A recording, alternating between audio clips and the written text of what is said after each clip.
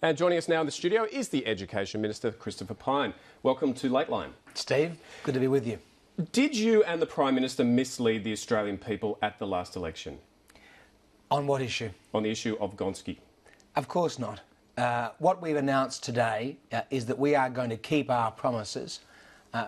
We promised that we would do two things. We'd have exactly the same funding envelope as Labor across the forward estimates, and that we would change the school funding model to remove the command and control features from Canberra. And that's exactly what we're going to do. The shock that we've had before and since the election is that Bill Shorten ripped $1.2 billion out of the forward estimates in this school funding model.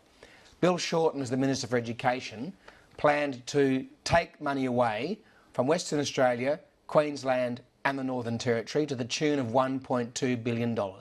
So he thought a good model was having 5 jurisdictions getting more money than 3 jurisdictions. He wanted a child in New South Wales or Tasmania or South Australia to be paid more by the Commonwealth Government than a child in Western Australia, Queensland and the Northern Territory. OK, I'll come back to the $1.2 billion in a moment, but let's talk about the promises that you and the Prime Minister made in the last election campaign. Tony Abbott said, Kevin Rudd and I are on a unity ticket. There is no difference between Kevin Rudd and myself when it comes to school funding. Correct. You yourself said you can vote Liberal or Labor and you will get exactly the same amount of funding for your school. And you also said that you agreed to the government's school funding model. Why haven't you stuck to those promises? Well, you have to read all the quotes before the election, Steve.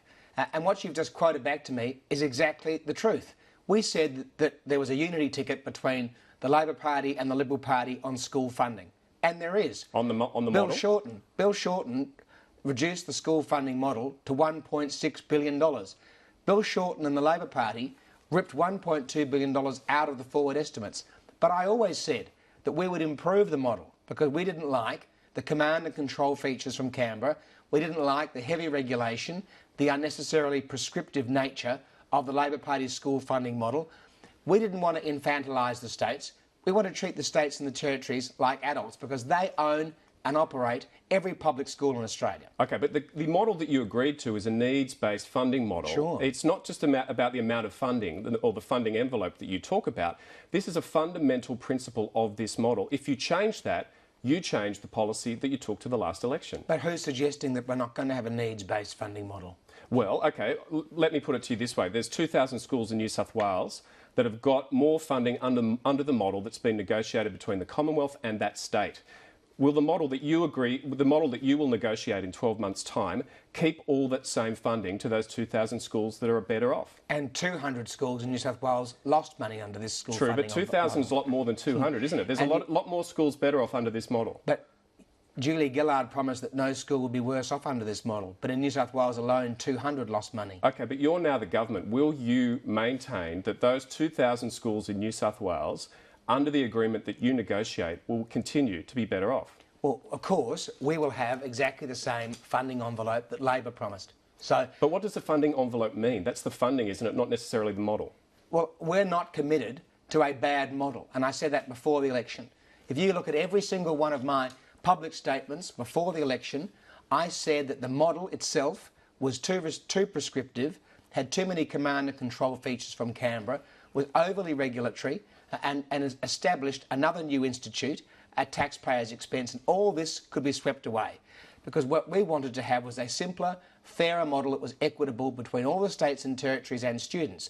But we also said we'd keep the same funding envelope, and that is what we're delivering. The same funding envelope, but a much better model that is fair to everyone. Because I'm a National Minister for Education. I'm not the New South Wales Minister, I'm not the Tasmanian Minister, I'm the National Minister. And therefore, as a father of 4 children myself, I don't believe that one child in one state should be treated differently to a child in another state simply because Bill Shorten decided to rip $1.2 billion out of the system. OK, let's talk more about that $1.2 billion that Labor saved as a result of not striking deals with WA, Queensland and the Northern Territory. When did the Coalition find out about that? Well, it was in PFO, but it was reasonably well hidden in PFO.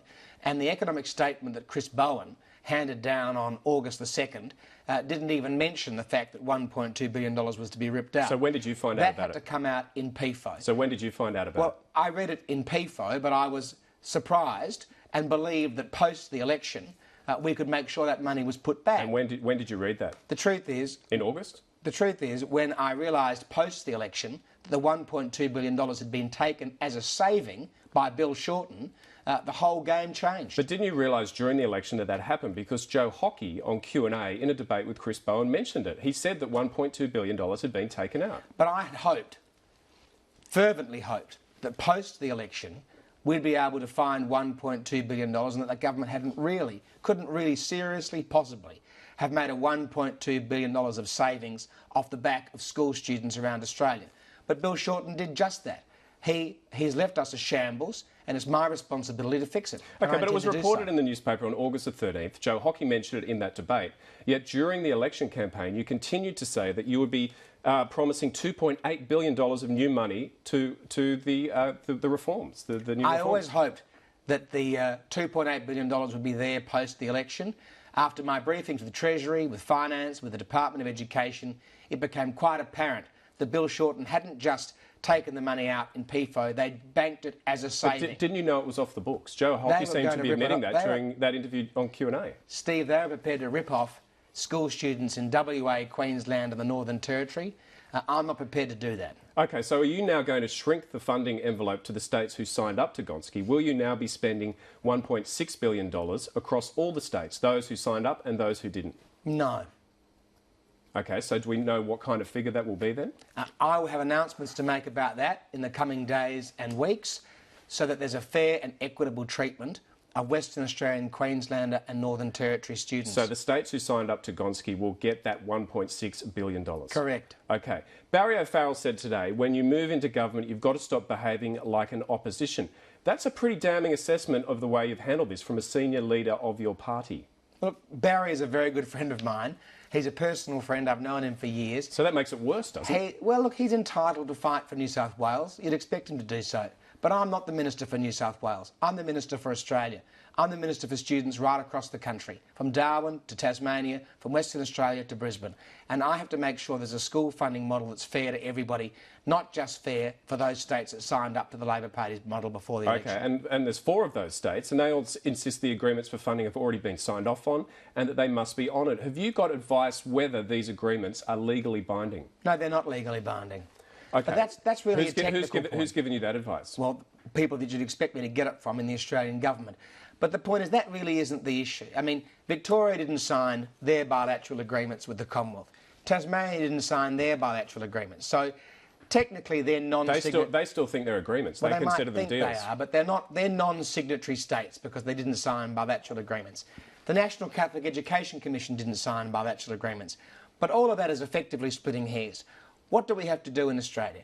We have to have a school funding model that ensures that every child is treated fairly. And we have to focus on the things that we know will bring about good student outcomes. Teacher quality, principal autonomy, parental engagement and a robust curriculum. We can have this argument about school funding till the cows come home, but the most important thing we can do is bring about better outcomes for our students. You've said the funding model doesn't work. If that's the case, why would the Liberal New South Wales Premier Barry O'Farrell say today it's going to deliver better outcomes and a better Australia? And why would his Minister for Education, Adrian Piccoli, say we've implemented it, it works, it's understandable, it's transparent? Well, let me tell you a few things about the Shorten shambles that I've been left as the Education Minister. Firstly, we were told 5 jurisdictions had signed up to it, plus the Catholics. Now we discover that in fact only 3 jurisdictions had signed up to it and the Catholics hadn't. If it's such a shambles, why are these states happy with it? Why do they want the deal to continue? Well, Steve, if I can finish about the shambles that I've been left by Mr Shorten. Secondly, it only applies to 900 schools around Australia.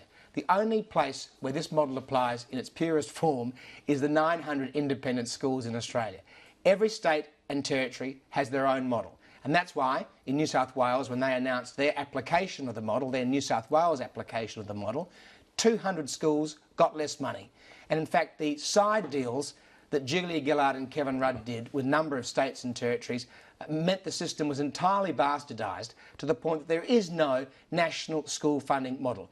As well as that, it's entirely incomprehensible, and Bill Shorten has ripped $1.2 billion out of the funding model. So It's not a great model to go forward with, and I Okay. would be irresponsible as Education Minister to implement something that I know is incapable of being implemented. A model that you seem to endorse today was the old Howard government model, the SES model. You said, I believe, that the school funding model that was implemented by the Howard government is a good starting point for a school funding model. Why did you not argue that during the election campaign? I always have.